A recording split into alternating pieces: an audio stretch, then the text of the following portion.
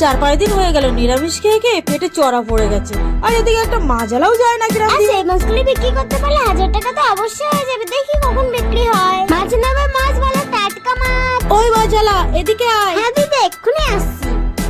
আচ্ছা দেখি তোর এতে কি কি মাছ আছে।